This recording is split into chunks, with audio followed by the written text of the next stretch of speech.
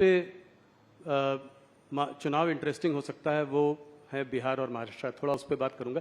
बिहार पे आपने फिर एक बार पलटू राम जी तो पलटी मारते रहते हैं, इस बार आपने भी पलटी मारी और उनको आपने 16 सीटें दे दी। देखो भैया, हमने नहीं मारा है पलटी, नीतीश बाबू हमारे साथ ज्वाइन हुए। हम तो जहां थे वहीं ही थे जी। हम गंगा किनारे वो पलट के वापस फिर आ गए। हम गंगा किनारे ही थे, गंगा किनारे ही रहे, कोई हमारे साथ आकर मिला। पर 16 सीटें उनको दे दी आपने। नहीं, वो तो बिहार यूनिट का नेगोशिएशन का जो नतीजा है वो आपके सामने है। हम पहली बार नीतीश कुमार जी से ज्यादा सीटें लड़ रहे हैं जी। बड़े भाई की भूमिका में आए हैं, वो हमारे लिए बड़ी बात है और मुझे विश्वास है कि हम बहुत अच्छी तरह से बिहार में विजयी।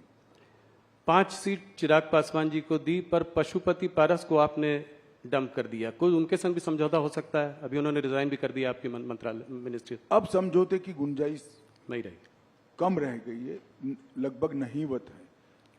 अच्छा था अगर परिवार पूरा साथ में आता, मगर ठीक है भाई। अभी आप बड़े भाई के रूप में यहाँ आए हैं, तो क्या विधानसभा में भी बड़े भाई के रूप में ही आएंगे और मुख्यमंत्री का चेहरा भारतीय जनता पार्टी का होगा? अभी कुछ नहीं तय नहीं। अभी लोकसभा का चुनाव है, 370 और 400 के लक्ष्य के लिए सब लोग लगे हैं।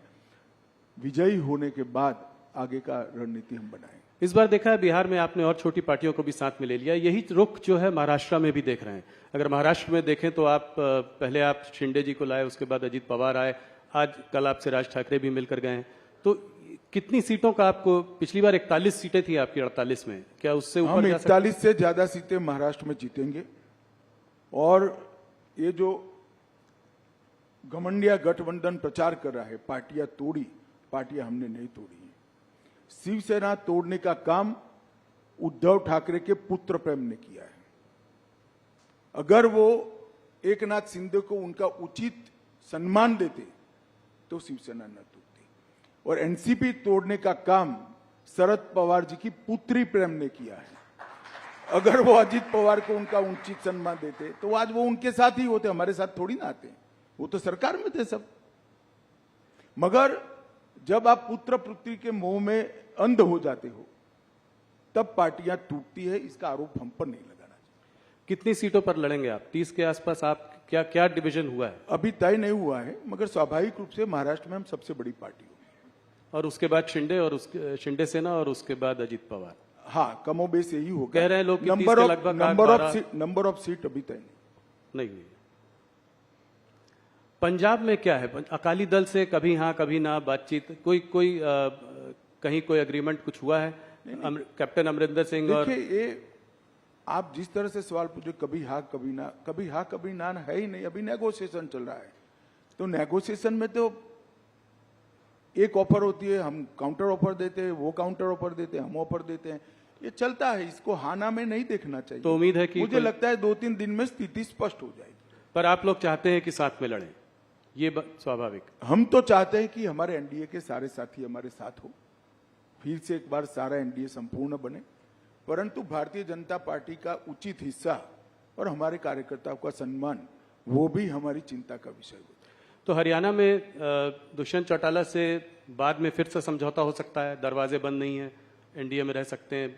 अभी तो आपने बहुत जल्दी होगी। अभी तो वो हमसे अलग हुए हैं, उन्होंने अपनी सीटें लड़ने का ऐलान किया है। तो अब तो आमने सामने चुनाव लड़ेंगे और जब नतीजे आएंगे तब देखेंगे। मगर अभी तो हम आमने सामने ही चुनाव लड़ रहे हैं।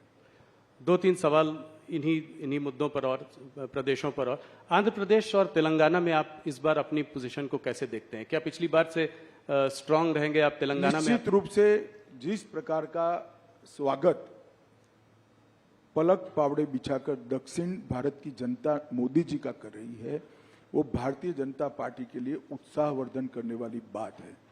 पहली बार भाजपा के किसी नेता को इतना सकारात्मक उत्साहजनक प्रतिसाद देश की जनता के, दक्षिण भारत की जनता से मिल रहा है। वो हमारे लिए बहुत आनंद का विषय है, उत्साह बढ़ाने वाला विषय है। मैं निश्चित रूप से मानता हूं कि दक्षिण के सभी 5 राज्यों में हमारी पोजीशन और कंसोलिडेट होगी, हम मजबूत होंगे और बढ़कर आएंगे। न केवल हम, हमारे साथी दल भी बढ़ेंगे। वेस्ट बंगाल की बात मैं थोड़ा सा करना चाहता हूं। वहां संदेशखाली के बाद आपकी स्थिति पिछली बार 18 सीटें आई थी और लोग मान नहीं रहे थे कि आपने मुझसे इंटरव्यू में कहा था कि बहुत अच्छी स्थिति है। हम लोग सोच रहे थे कि 18 सीट नहीं, पर आप 18 सीट लेके आए। इस बार आपको क्या लगता है, इससे बढ़ेगी और इसका क्या कारण है? मैं बॉटम का आंकड़ा भी कह देता हूं जी, क्योंकि चुनाव काफी बाकी है, वहां 7 चरण में चुनाव होना है। बॉटम का आंकड़ा हमारा 25 है। 25 से ज्यादा सीट हम निश्चित रूप से बंगाल में जीतेंगे। इस बार बंगाल में भारतीय जनता पार्टी सबसे बड़ी पार्टी बनकर उभरी। 25 सीटें, बड़ा वो है। 25 से ज्यादा। 25 से ज्यादा। तो ये कैसे होगा? ये आपका जो साउथ ईस्ट बंगाल में जो है आप काफी वीक हैं। पिछली बार आपको शायद सिर्फ 2 ही सीट मिली थी वहां 18 सीटों पे। वो एरिया जो है वो आपके लिए बहुत अहम है, कोलकाता, हुगली, 24 परगना, हावड़ा। तो वहां पे कैसे करेंगे ये? वहां पे आपका संगठन भी उतना शायद स्ट्रांग नहीं है। देखिए, 2017 से भारतीय जनता पार्टी ने लगातार पश्चिम बंगाल में संगठन का भी विस्तार किया है और चुनावी सफलता के आंकड़ों में भी विस्तार किया है।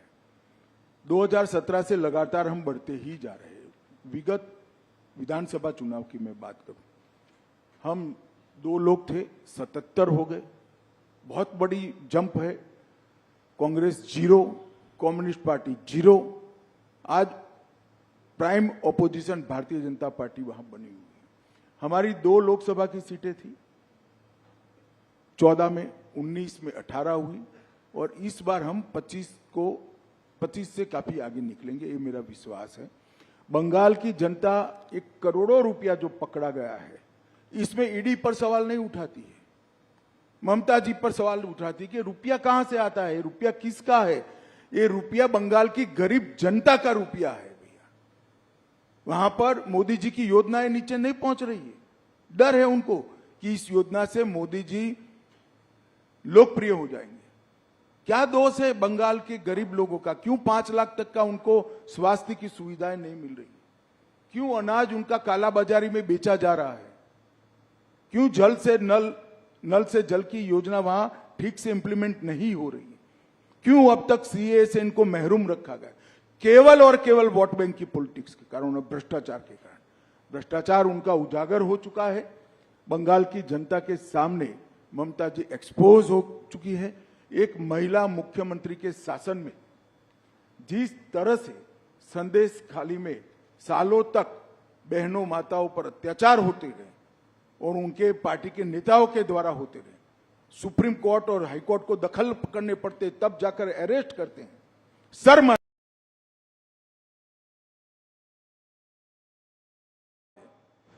मैं जिन्होंने वोट दिए वो बंगाली माताओं बहनों की बात कर रहा हूं। उन पर आपके पार्टी के नेता अत्याचार करे, आप उनको अरेस्ट नहीं कर रहे हो और हाईकोर्ट ने ऑर्डर करने पड़ते हैं। जी। बंगाल की जनता ये सब जानती है। मेरा तो बंगाल की माताओं बहनों से करबद्ध निवेदन है कि इस बार शक्ति का परिचय राहुल के साथ साथ ममता जी को भी करा दो।